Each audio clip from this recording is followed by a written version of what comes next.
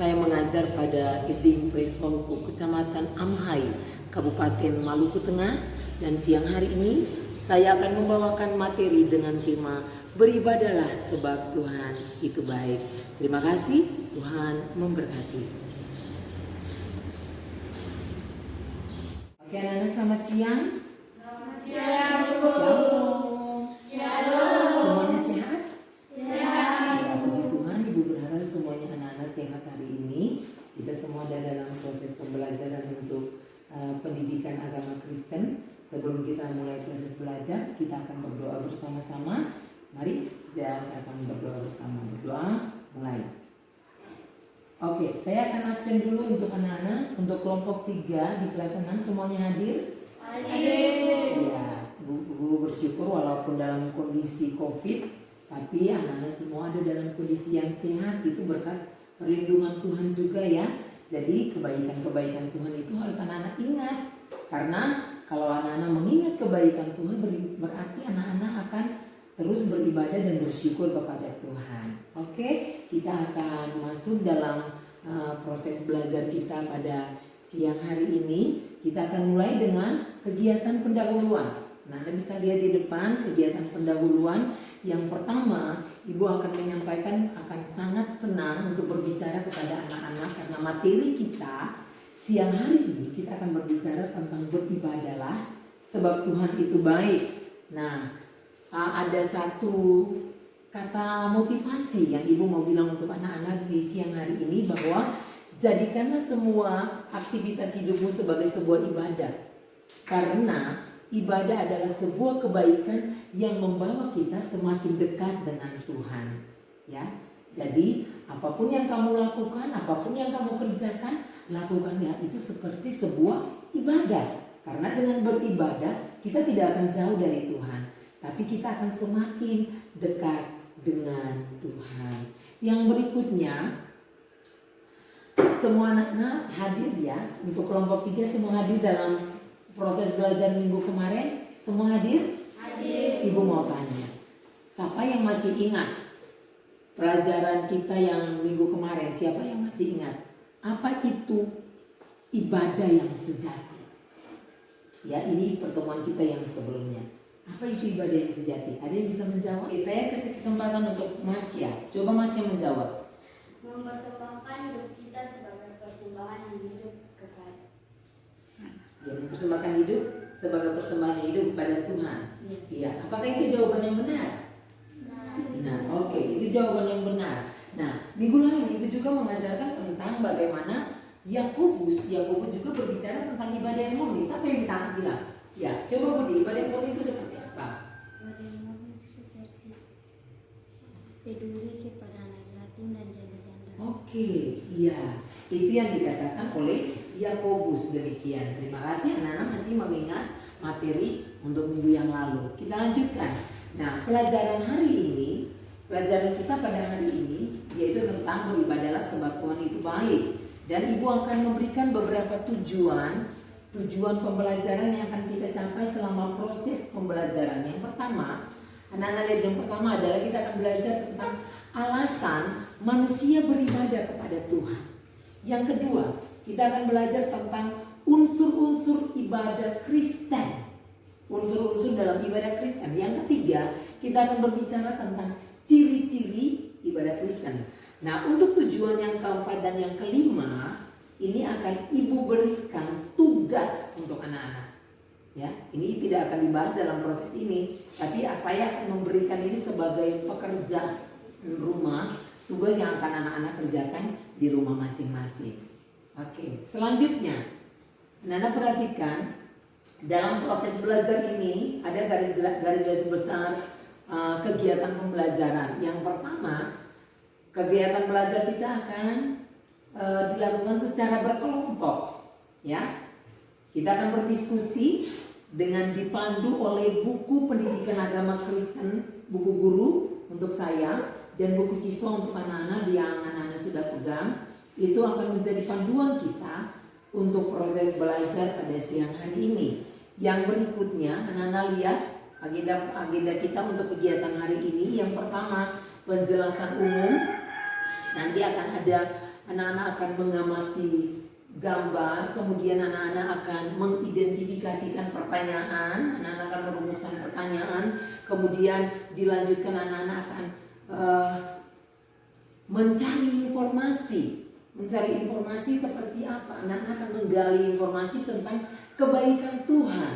Nah, ini anak-anak akan lihat dengan panduannya di dalam Ulangan pasal 10 ayat 12 sampai ayat yang ke-22 dan dalam Mazmur pasalnya yang ke-100. Yang berikutnya saya akan mendampingi anak-anak untuk mengolah informasi yang sudah ada. Kemudian kita akan menyimpulkan materi. Setelah itu ada pretest dan ada post-test. Ada pretest dan ada post-test. Dan yang keempat, kita akan ada dalam penugasan. Ya. Selanjutnya, anak-anak akan lihat ada pretest. Ya, coba Ibu minta Ika coba kamu baca pertanyaan dari pretest dengan suara yang keras. Coba. 1. Mengapa orang Kristen harus beribadah? 2. Sebutkan bentuk-bentuk ibadah yang kamu ketahui. Oke. Mengapa orang Kristen harus beribadah? Siapa yang bisa jawab? Ada? Ya, Ika? Adalah untuk mensyukuri. Untuk Apa yang diberikan kebaikan Tuhan. Untuk mensyukuri kebaikan Tuhan. Oke, itu bisa saya terima. Kemudian ada yang untuk mensyukuri kebaikan Tuhan. Nah, coba ada yang bisa menyebutkan bentuk-bentuk ibadah Kristen yang kamu lakukan. Ini musim pandemi corona, jadi ibadah-ibadah tidak dilaksanakan. Tapi selama tidak pandemi corona kan ada ibadah-ibadah yang dilaksanakan kan? Nah, coba kamu bilang bentuk-bentuk ibadah seperti apa yang dilaksanakan, yang kamu ketahui? Ibadah di rumah dalam bentuk ibadah apa aja? Ibadah unit. Ada lagi yang lain? Ibadah syukur. Ibadah sekolah minggu. Ya, itu bentuk-bentuk ibadah. Nah, siang hari ini kita akan belajar lagi lebih jauh tentang bagaimana ibadah yang sesungguhnya, ibadah Kristen yang sesungguhnya. Oke, kita lanjutkan anak-anak. Kita akan masuk dalam kegiatan inti. Ya, kita akan ada dalam kegiatan inti. Saya berharap anak-anak bisa melihat gambar yang saya tampilkan. Coba kalian lihat gambar apa yang saya tampilkan. Yang pertama, gambar apa? Tuhan mengasihi anak-anaknya tanpa membeda-bedakan. Yang kedua, gambar apa? Alam ciptaan Tuhan yang kita nikmati sebagai bukti kebaikan Tuhan. Yang ketiga, ada yang bisa? Iya, terancam meninggal karena COVID-19. Nah, setelah gambar-gambar ini kamu lihat, Ibu mau kamu minta untuk kamu melihat gambar-gambar ini menunjukkan kebaikan Tuhan, iya kan? Menunjukkan tentang kebaikan Tuhan. Tuhan baik, Tuhan mengasihi anak-anak. Tuhan gak pernah bilang begini, saya mengasihi yang hitam, tidak mengasihi yang putih. Atau saya mengasihi yang putih, tidak mengasihi yang hitam. Tidak pernah membedakan. Kemudian Tuhan menganugerahkan juga alam yang indah. Kalau di Amahai, di Sohukus ini, alam yang indah yang bisa kamu nikmati di mana? Di mana kalau di Amahai? Wailapu, ya, wisata air Wailapu. Kemudian apa lagi? Kuako, iya, bagus, Pantai Kuako. Itu adalah alam-alam yang bisa kita nikmati sebagai bukti kebaikan Tuhan. Oke. Nah, kemudian COVID-19. Ada di Amai Soloku sudah ada yang kena COVID-19? Kamu dengar-dengar berita-berita ada yang sudah kena virus corona? Ada? Siapa yang kamu dengar? Kena corona? Ada? Tidak ada. Nah, itu berarti Tuhan masih menjaga dan melindungi kita. Saya kasih kesempatan untuk kamu. Coba kamu rumuskan dulu. Kamu rumuskan beberapa pertanyaan untuk gambar-gambar yang sudah saya tampilkan ini, ya. Ada yang bisa memberikan pertanyaan terkait dengan gambar yang sudah saya tampilkan tadi. Coba ada yang mau? Ya, saya berikan kesempatan untuk orang. Bagaimana dengan korban banjir?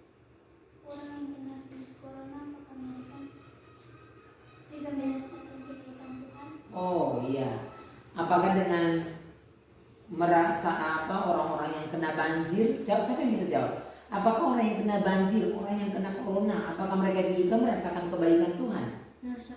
Merasakan. Kenapa sampai mereka merasakan? Karena mereka kena bencana.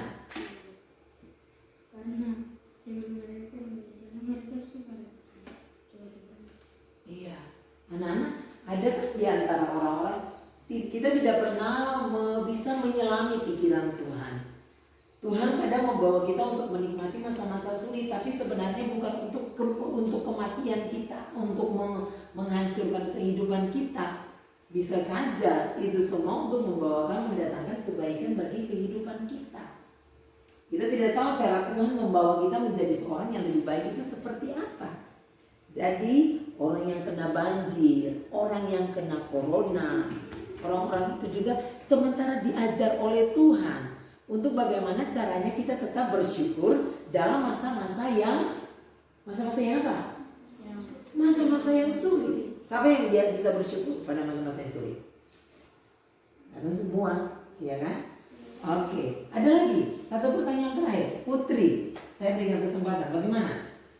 Ibu, masa pandemi corona, apakah kita bisa berdoa di rumah? Apakah bisa menjadi ibadah yang benar? Oh iya. Jadi selama kita pandemi corona ini kita ibadahnya di rumah. Apakah dengan beribadah sendiri di rumah itu dengan berdoa sendiri di rumah itu bisa dikatakan ibadah? Siapa bisa jawab? Apakah dengan berdoa sendiri di rumah itu bisa dikatakan ibadah? Bisa. Karena ibadah itu sementara berbicara tentang bagaimana kita membangun hubungan dengan Tuhan. Jadi jangan bilang begini, corona ya kita nggak usah ibadah. Salah. Harus tetap ada hubungan terbangun dengan Tuhan. Ya, terima kasih, itu pertanyaan-pertanyaan yang sudah kamu sampaikan. Nah, anak-anak lihat di depan lagi. Ada kejadian-kejadian yang membuktikan kebaikan Tuhan bagi orang Israel. Tadi di depan saya sudah jelaskan bahwa kita akan belajar di dalam Ulangan pasal 10 ayat 12 sampai 22. Bagaimana Musa berbicara tentang kebaikan Tuhan kepada orang Israel. Kamu lihat di depan ada gambar apa? Tiang awan dan tiang api. Kenapa Tuhan harus kasih tiang awan dan tiang api? Karena tiang awan untuk melindungi orang Israel dari Satu dulu. Coba Putri siapa? Una. Karena tiang awan melindungi orang Israel Dari panas. Ada lagi yang tiang api? Melindungi orang Israel daripada malam hari tidak kegelapan. Jadi tiang awan dan tiang api ini untuk kebaikan siapa? Orang Israel. Yang Tuhan lakukan itu untuk kebaikan orang Israel. Kemudian yang berikut, kamu lihat di Masa dan Mariba, mereka kehausan. Tiba-tiba ada air, padahal itu di padang gurun. Air ini adalah siapa? Mujizat yang dilakukan oleh siapa? Tuhan. Jadi ini anak-anak lihat, ini bukti kebaikan, masih sebagian kecil. Ini bukti kebaikan Tuhan. Kalau saya tanya buat kamu, bukti kebaikan Tuhan buat kamu punya hidup apa? Menjaga dan melindungi kita. Ada lagi, bukti kebaikan dalam hidup kamu apa? Dikasih kesehatan. Saat ini orang semua pada takut dengan virus corona. Kamu sehat. Itu bukti kebaikan Tuhan atau tidak? Bukti kebaikan Tuhan atau tidak? Bukti kebaikan Tuhan. Yang berikut, kamu lihat ada satu hal yang dilakukan oleh orang Israel. Mereka menyembah apa ini? Menyembah anak lembu emas. Ini salah satu cara yang mereka lakukan karena mereka ingin melampiaskan kemarahan mereka kepada Tuhan. Dengar anak-anak, lihat di sini. Apakah ini cara yang benar untuk membalas kebaikan Tuhan? Tidak. Tidak. Oke, ada yang bisa bertanya? Silakan, Rosie. Ibu, apakah dengan beribadah kita dapat membalas kebaikan Tuhan? Oke, pertanyaan yang baik. Coba sama tepuk tangan untuk Rosie dulu. Pertanyaan yang cukup baik. Apakah dengan beribadah kita bisa membalas kebaikan Tuhan? Siapa bisa jawab? Dengan beribadah apakah kita bisa membalas kebaikan Tuhan? Bisa. Mengapa sampai bisa waktu kita beribadah kita membalas kebaikan Tuhan? Apa sih yang kita lakukan dalam ibadah sampai kamu mengatakan bahwa dalam ibadah dengan ibadah kita bisa membalas kebaikan Tuhan? Kamu bersyukur, kamu berdoa, kamu memuji Tuhan, iya kan? Kamu menyembah Tuhan, itu kamu lakukan waktu kamu ada dalam ibadah. Ya, dan terima kasih Rusi. Pertanyaan kamu bagus sekali, itu betul. Jadi dengan beribadah, salah satu caranya kita membalas kebaikan Tuhan adalah dengan beribadah. Ada lagi yang lain? Ibu, bagaimana orang Israel bisa membalas kebaikan Tuhan? Oke. Bagaimana orang Israel bisa membalas kebaikan Tuhan? Selama kamu belajar tentang agama, kamu pernah lihat orang Israel melakukan kebaikan untuk Tuhan, melakukan firman Tuhan? Masa? Orang Israel banyak melakukan kebaikan, mereka juga menyembah Tuhan, mereka juga berdoa kepada Tuhan. Makanya Musa di dalam Ulangan pasal 10 ayat 12 sampai 22 tadi, dia mengajak orang Israel, dia bilang begini, tidak ada yang dituntut Tuhan dari kamu selain hidup takut akan Allah, hormat kepada Allah, dengan menyembah Tuhan. Jadi itu Senda yang kamu tanya bahwa bagaimana cara orang Israel beribadah kepada Tuhan. Dengan seperti itu mereka diminta untuk hidup takut akan Tuhan, hormat kepada Tuhan. Walaupun pada kenyataannya ada mereka melakukan yang kamu lihat di depan. Mereka melakukan apa ini? Penyembahan terhadap anak lulus emas. Dan ini dosa. Nah, ini pelanggaran-pelanggaran yang dilakukan oleh orang Israel. Oke, selanjutnya anak-anak, kita akan masuk dalam diskusi, ya. Saya akan kita sudah bagi kelompok kan? Kita sudah bagi kelompok menjadi 2 bagian, ya, karena kita cuma beberapa orang, saya bagi untuk 2. Dan ada pertanyaan-pertanyaan yang sudah saya siapkan untuk kamu. Yang pertama, kamu akan menjawab tentang, masing-masing kelompok akan berdiskusi tentang alasan orang Kristen beribadah. Yang kedua, anak-anak akan menyebutkan tentang unsur-unsur ibadah Kristen. Nah, yang ketiga, anak-anak akan menyebutkan ciri-ciri ibadah Kristen. Nah, itu kamu bisa lihat di situ. Kamu buka di dalam Alkitab, di dalam Mazmur pasalnya Ulangan pasal 10 ayat 12 sampai 22, dan di dalam Mazmur situ kamu bisa gali informasi di situ. Kamu cari di situ, kamu bisa temukan alasan mengapa sih orang Kristen beribadah. Lalu kamu bisa lihat di situ juga, kamu bisa cari waktu kamu beribadah, kamu kan tahu, kamu beribadah, kamu bisa saling berdiskusi satu dengan yang lain. Apa sih yang dilakukan dalam ibadah? Apa saja yang ada dalam ibadah itu? Nah, itu kamu catat. Kemudian ciri-ciri ibadah Kristen. Ibadah Kristen itu seperti apa ya? Kalau kita beribadah, ada persekutuan enggak? Kita beribadah, kita bikin apa saja dalam ibadah? Nah, itu kamu diskusikan.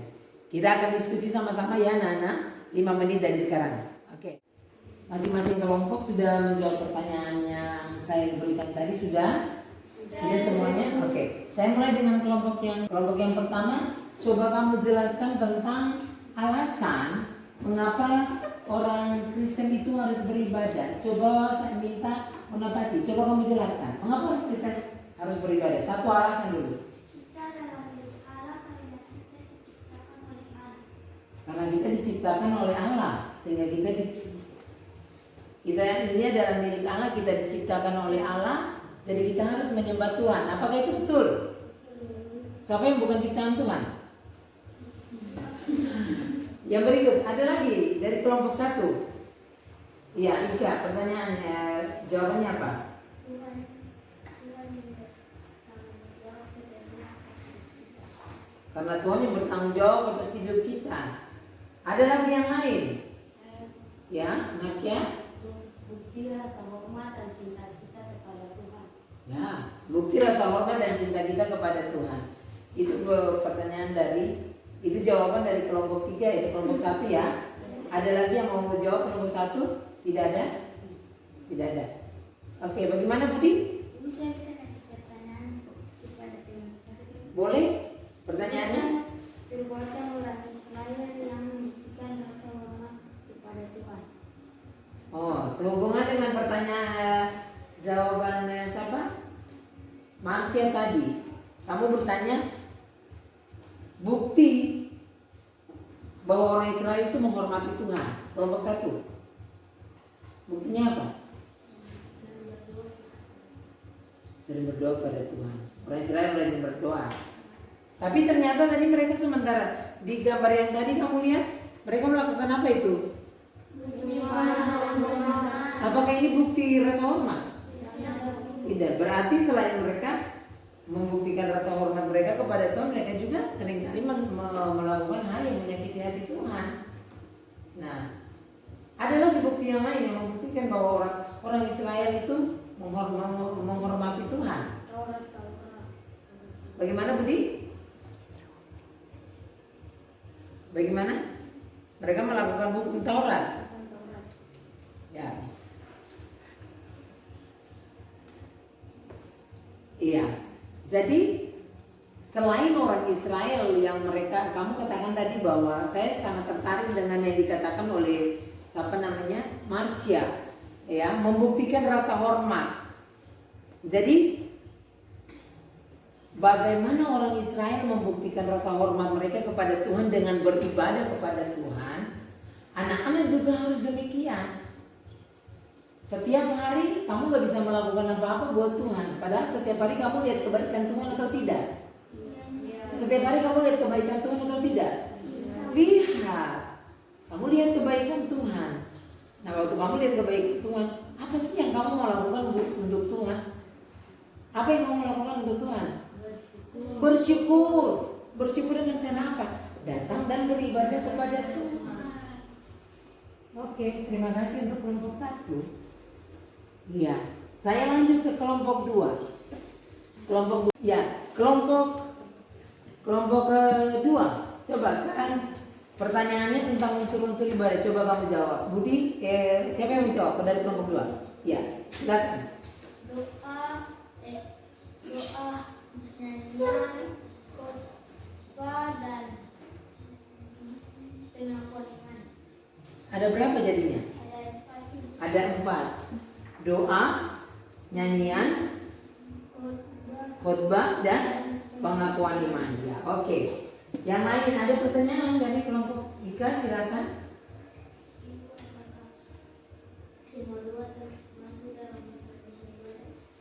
Apakah semua doa termasuk dalam unsur-unsur ibadah? Semua doa. Coba. Masuk Ibu.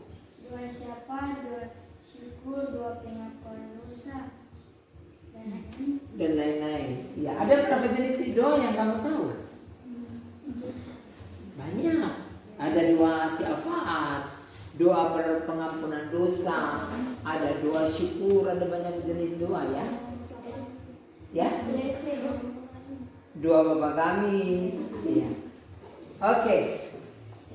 Iya, oke. Jadi itu adalah unsur-unsur ibadah. Apakah di dalam ibadah kamu, dalam ibadah setiap hari itu unsur-unsur ibadah itu masuk dalam ibadah-ibadah yang kamu lakukan? Masuk. Masuk. Jadi apa yang kamu diskusikan tadi sudah menjawab tujuan pembelajaran kita dalam proses ini ya. Sudah menjawab pertanyaan kita, tujuan pembelajaran kita. Jadi alasan kita beribadah kepada Tuhan yang pertama itu kita itu dijadikan oleh Allah. Jadi kita itu milik Allah. Nah, kalau kita milik Allah, berarti kita harus tetap patuh dan taat kepada Allah. Betul atau tidak? Betul. Budak dia tidak akan patuh kepada tetangga, dia pasti patuh kepada tuannya. Nah, demikian juga dengan orang percaya, orang Kristen. Kita milik Allah, jadi kita harus patuh kepada Allah, ya. Nah, kemudian yang kedua, karena kita milik Allah, Tuhan bertanggung jawab sepenuhnya dalam hidup kita. Kamu punya binatang piaraan di rumah atau tidak? Ada. Ya, apa saja? Ada anjing, ya. Kamu punya anjing di rumah, binatang piaraan kamu di rumah kan? Kamu kasih makan atau kamu kasih biar kakak yang makan? Kasih makan. Itu bukti bahwa kamu bertanggung jawab. Ya, bukti bahwa kamu bertanggung jawab terhadap milik kamu. Nah, demikian juga kita dengan Allah. Kamu itu milik Allah, ibu adalah milik Allah. Tuhan bertanggung jawab dalam hidup kita. Nah, jadi kalau Tuhan bertanggung jawab kita, bagaimana cara kita membalas kebaikan Tuhan? Dia begitu baik menjaga kita. Kita harus dengan cara beribadah. Tuhan terlalu baik. Betul? Yang ketiga, mengapa kita harus beribadah kepada Tuhan? Itu bukti rasa hormat kita kepada Tuhan. Jadi kita nggak bisa lakukan apa-apa. Kita hanya bisa datang, menyembah Tuhan, berdoa kepada Tuhan. Kita menyembah Tuhan itu berarti kita sementara memberikan penghormatan kepada Tuhan. Kalau kamu menghormati orang tua kamu nggak mungkin datang lalu injak-injak dia di depan dia seperti itu, iya kan? Kamu pasti minta permisi. Apapun yang kamu lakukan, kamu mau yang terbaik di hadapan dia. Nah, begitu juga dengan kamu. Waktu kamu ibadah kepada Tuhan, kamu nggak bisa datang asal ibadah, ya. Tapi mempersembahkan seluruh hidup kita kepada Tuhan. Oke? Yang berikut, anak-anak kita yang berikut, unsur-unsur ibadah Kristen. Terima kasih untuk kelompok 2, itu benar. Ada 4 unsur. Tadi apa itu unsur-unsur ibadah Kristen? Doa, nyanyian, khotbah, dan Ya. Unsur-unsur ibadah Kristen yang pertama doa. Anak-anak, orang Kristen mengatakan doa itu sebagai alat apa? Nafas hidup. Ada apa lagi? Alat apa? Kalau kita komunikasi, doa itu sebagai alat komunikasi kita dengan Allah, fasilitas untuk yang membawa kita kepada Allah. Jadi kalau kamu nggak pernah berdoa, berarti kamu tidak pernah berkomunikasi dengan Tuhan, tidak pernah berbicara dengan Tuhan. Kamu berdoa sendiri, jangan berharap kamu pergi ibadah dulu baru kamu berdoa, jangan. Di rumah juga kamu harus bisa berdoa sendiri. Itu unsur ibadah. Ada kamu temukan masuk ibadah yang tidak pernah ada doa? Ada doa semua kan? Ya. Semua ada doanya. Yang berikut apa? Nyanyian. Nah, nyanyian ini, dalam nyanyian kamu bisa mengekspresikan bagaimana rasa sukacita kamu. Dalam nyanyian juga kamu bisa mengekspresikan bagaimana rasa galaunya kamu. Dalam nyanyian juga kamu bisa mengekspresikan bagaimana cara kamu menghampiri Tuhan. Kamu bisa nyanyi sambil angkat tangan. Kami memuji kebesaran-Mu. Bisa sambil mengangkat tangan. Orang nggak pernah menyanyi lagu Kami memujikan. Apakah itu dia sementara serius? Bisa jadi hatinya juga seperti itu. Tapi kalau kamu benar-benar meresapi pujian itu, kamu bisa mengangkat tangan. Itu ekspresi kamu. Cara kamu menyatakan kebesaran Tuhan bisa sambil mengangkat tangan. Ya? Oke, jadi nyanyian itu dari semua agama. Agama yang paling banyak di dalam ibadahnya bernyanyi adalah agama Kristen. Jadi nyanyian itu sangat melekat dengan agama Kristen. Dengan budaya ibadah kita itu sangat kental dengan nyanyian. Dari awal sampai akhir kita menyanyi terus, iya kan? Iya. Jadi orang Kristen itu suara-suaranya bagus karena suka menyanyi. Yang berikut, unsur ibadah yang berikut adalah khotbah atau membaca Alkitab. Anak-anak, kamu tidak akan pernah bisa tahu Tuhan punya mau seperti apa kehendak Tuhan dalam hidup kamu kalau kamu tidak pernah mendengarkan khotbah dan tidak pernah membaca Alkitab. Jadi harus bisa mendengar firman Tuhan. Jangan di dalam gereja Pak Pendeta waktu puji-pujian haleluya haleluya, pas datang khotbah apa itu? Ngantuk, orang Ambon bilang, ya, ngantuk itu pekerjaan siapa? Pekerjaan siapa? Iblis lagi tiup mata. Supaya jangan dengar firman Tuhan, supaya jangan kamu tahu apa maunya Tuhan buat kamu, ngantuk saja. Jadinya ngantuk di dalam gereja. Ingat, buka hati, buka telinga supaya bisa mendengar firman Tuhan. Lalu apa yang diterima pulang jadi berkat untuk kamu dan kamu bisa melakukan itu. Yang terakhir, apa itu? Setiap hari Minggu yang sering kamu nyatakan di dalam ibadah, pengakuan iman apa? Pengakuan iman rasuli. Tapi sesungguhnya ada 3 ya. Yang pertama pengakuan iman rasuli, pengakuan iman Athanasius, dan yang ketiga pengakuan iman Nicea Konstantinopel. Nah itu ada 3. Tapi yang sering kita lakukan adalah pengakuan iman rasuli. Yang berikut anak-anak, ciri-ciri ibadah Kristen. Tadi kamu sudah bahas banyak tentang ibadah, bagaimana ibadah Kristen. Ibadah Kristen yang pertama bersifat apa? Alkitab itu apa? Alkitab adalah firman Tuhan. Dalam Alkitab inilah kita belajar tahu mana yang menjadi kehendak Tuhan dan mana yang bukan menjadi kehendak Tuhan. Jadi setiap hari jangan pas pulang ibadah Alkitab itu siu atas meja. Minggu berikutnya ambil lagi Alkitab, pulang siu atas meja. Jangan. Alkitab ini harus setiap hari menjadi makanan kita, dibaca, direnungkan dan dilakukan. Makanya ibadah Kristen itu harus bersifat Alkitabiah, artinya bersumber pada Alkitab. Semua yang dibicarakan di dalam ibadah itu harus bersumber dalam Alkitab. Jadi jangan datang di dalam ibadah cerita orang, itu bukan ibadah. Dan jangan datang di dalam ibadah hanya untuk memperhatikan baju cantiknya orang, sepatu barunya orang, jangan. Itu bukan ibadah. Itu tidak Alkitabiah. Iya toh? Ya. Kalau datang di dalam gereja cerita orang itu Alkitabiah atau tidak? Tidak. Tuhan tidak pernah mengajarkan kita untuk kalian seperti itu. Yang berikut, ciri yang berikutnya, dialogis. Artinya ada hubungan timbal balik antara kita dengan Allah. Dalam ibadah anak-anak mendengar Tuhan berbicara lewat khotbah, dan dalam ibadah Tuhan mendengar anak-anak berbicara lewat apa? Doa. Nah, jadi anak-anak dengar dan melakukan firman Tuhan. Karena Tuhan mendengar anak-anak punya doa dan Tuhan menjawab anak-anak punya doa. Jadi kalau mendengar firman Tuhan jangan asal dengar, simpan dalam satu, pulang, lupa lagi, lakukan dosa lagi. Itu tidak mendengar. Kalau dengar firman Tuhan, dengar, lakukan firman Tuhan. Nah, karena Tuhan dengar kamu punya doa, Tuhan lakukan, Tuhan jawab doa kamu. Ya, bisa? Yang berikutnya, ciri yang berikut apa itu? Komunal. Nah, ini menjawab pertanyaan dari Putri tadi. Apakah kita berdoa di rumah sendiri itu bisa dikatakan ibadah? Bisa, kalau ibu guru bisa katakan sebagai sebuah ibadah secara pribadi. Nah, tapi ciri ibadah Kristen itu adalah bersifat komunal, artinya dilakukan secara bersama-sama dengan orang-orang yang memang punya kebutuhan yang sama untuk beribadah kepada Tuhan. Nah, jadi kalau kamu beribadah sendiri, kamu pergi di kelompok orang yang main game. Ibu, ini kelompok main game, kamu ya ketemu beribadah kepada Tuhan sambil main game. Tapi tidak ada pujiannya, tidak ada firman Tuhan di dalam main game itu. Apakah itu bisa dikatakan ibadah?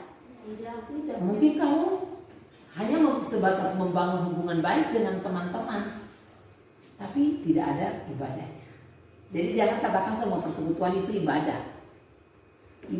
Sebuah persekutuan dikatakan ibadah kecuali anak-anak sementara membangun sebuah persekutuan juga dengan Tuhan.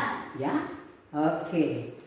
Yang berikutnya, oke anak-anak, kita sudah sampai dalam kegiatan apa ini? Oke, kita sudah sampai dalam kegiatan penutup, dan sebelum kita mengakhiri segalanya, ada post-test. Ya, ada post-test. Ibu mau tanya dulu, ibu langsung saja. Coba anak-anak sebutkan ciri-ciri ibadah Kristen. Alkitabiah, dialogis, komunal.